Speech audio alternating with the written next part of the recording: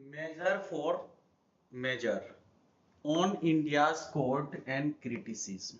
Court should not react defensively to every line of criticism.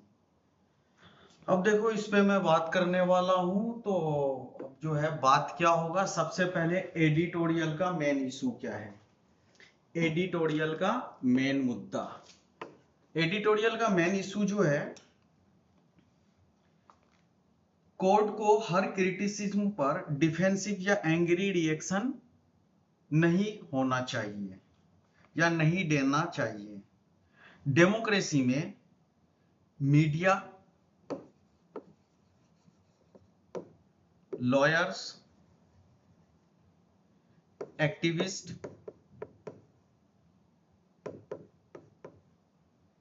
Common citizen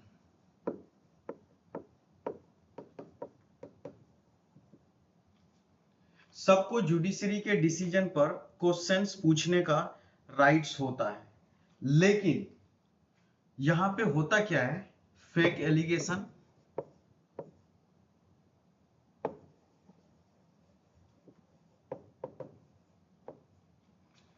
defamation,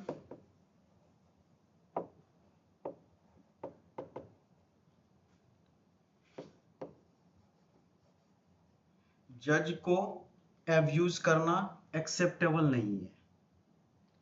अब दूसरा जो है, why court criticism is important. Question है, democracy में court को क्रिटिसाइज करना क्यों जरूरी है।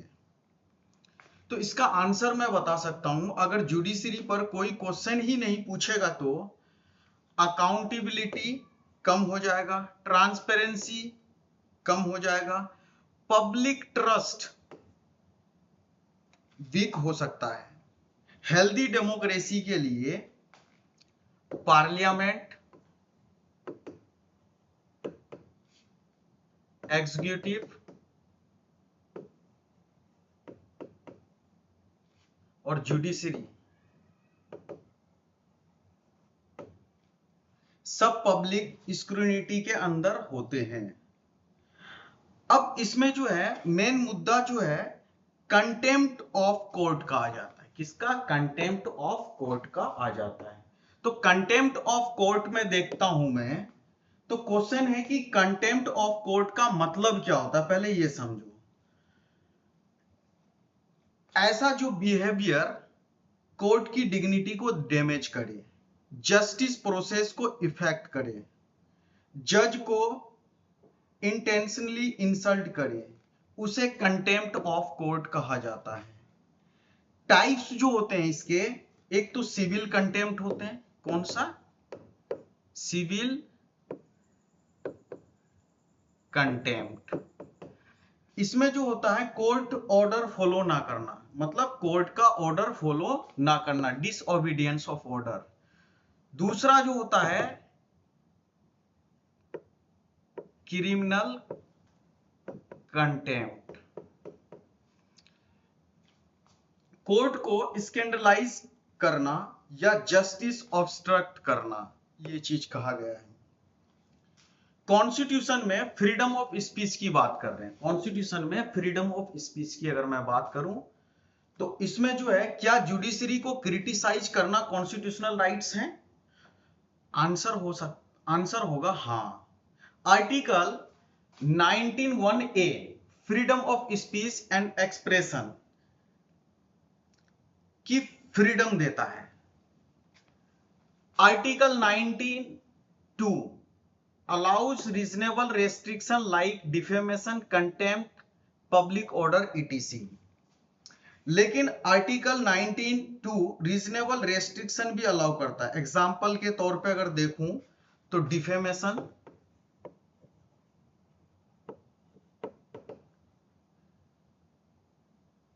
Public order,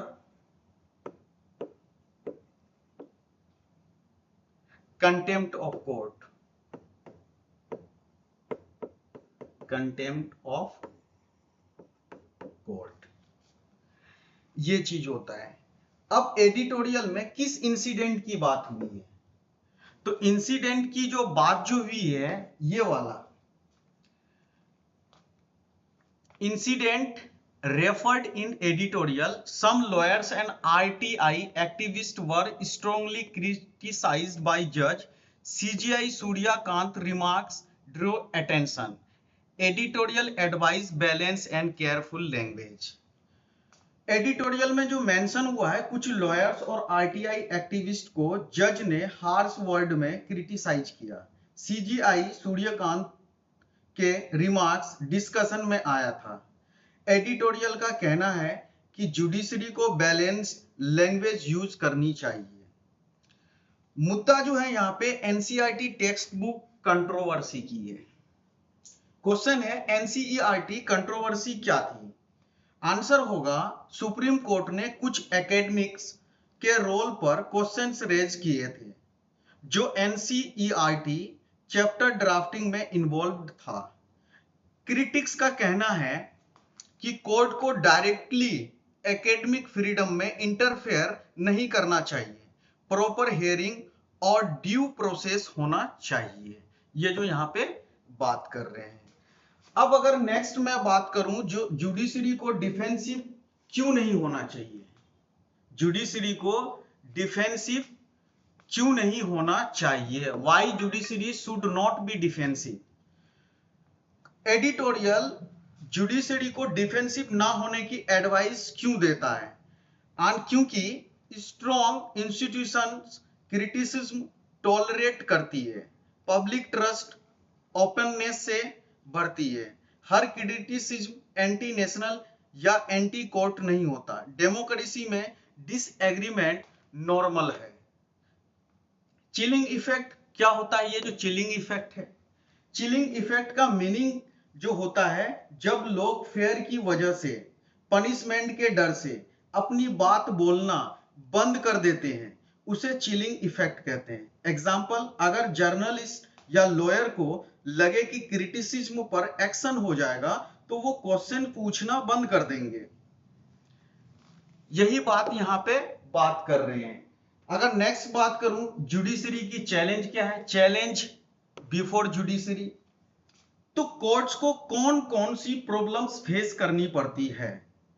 social media misinformation, political pressure, online abuse, trolling, huge case blockage, huge case backlog जो होता है, डिक्लाइन पब्लिक ट्रस्ट। इसी वजह से कोर्ट कभी कभी सेंसिटिव रिएक्शन देते हैं। अब यूपीएससी इंपॉर्टेंट कंसेप्ट की अगर मैं बात करूं तो जुडिशियल अकाउंटेबिलिटी।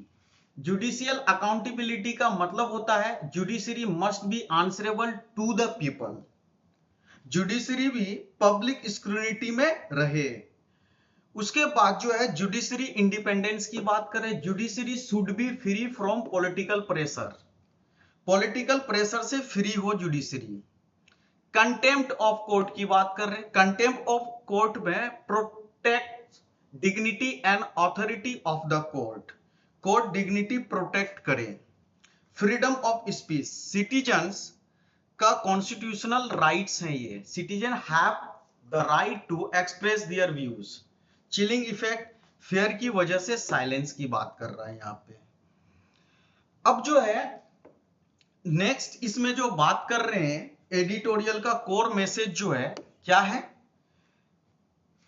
आखिर एडिटोरियल ये कहना चाहता है कि जुडिशरी पावरफुल इंस्टीट्यूशन है, पावरफुल इंस्टीट्यूशन है, इसलिए उसे क्रिटिसिज्म टॉलरेट करना चाहिए और डेमोक्रेटिक वैल्यूज को स्ट्रेंथन करना चाहिए। स्ट्रॉन्ग डेमोक्रेसी वही होता है जहां क्रिटिसिज्म अलाउड हो, इंस्टीट्यूशन ट्रांसपेरेबल या ट्रांसपेरेंट हो, पब्लिक ट्रस्ट बना रहे, ऐसा होना चाहिए।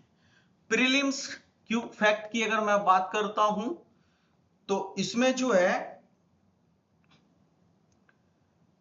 Article 19(1)(a) freedom of speech and expression है, आर्टिकल 19(2) में जो है रीजनेबल रेस्ट्रिक्शन की बात करता है, contempt of court act 1971 defines and regulates contempt. Supreme court of India guardian of constitution ensure justice and fairness, इसकी बात कर रहा है। अब देखो, मैं अगर आगे बात करूं, मेंस में जो है क्वेश्चन पूछा जा सकता है इससे, जुडिशरी या judicial accountability and judicial independence must go together, discuss. तो आंसर जो है, तो इसका एक आंसर जब भी हम मेंस का लिखते हैं तो उसमें 3 इंपॉर्टेंट पार्ट होता है। एक होता है इंट्रोडक्शन, ठीक है, इंट्रोडक्शन में आप लिख सकते हो जुडिशरी डेमोक्रेसी का गार्जियन है, जुडिशियल इंडिपेंडेंस इंपॉर्टेंट है, लेकिन अकाउंटेबिलिटी भी इक्वली नेसेसरी है। उसके बाद second point, second most important जो है, तो ये है बॉडी, मेन बॉडी, ठीक है। बॉडी में जो है, तो सबसे पहले इंपॉर्टेंस ऑफ अकाउंटेबिलिटी आपको बताना है। यहां पे इसमें बताना है इंपॉर्टेंस ऑफ अकाउंटेबिलिटी।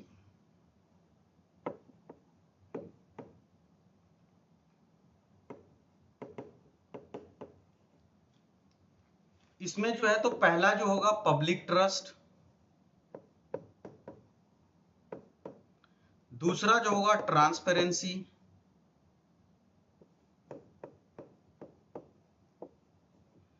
तीसरा जो होगा डेमोक्रेटिक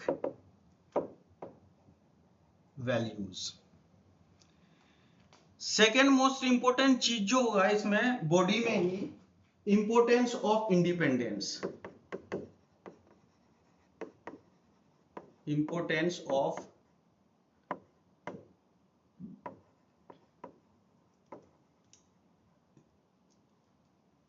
इसमें जो है, तो पॉलिटिकल न्यूट्रलिटी की बात करूंगा, पॉलिटिकल न्यूट्रलिटी। सेकेंड जो है फेयर जस्टिस, थर्ड जो है कॉन्स्टिट्यूशनल प्रोटेक्शन। इसमें अब जो है, तो चैलेंज क्या क्या आ सकता है। चैलेंज की अगर मैं बात करूं,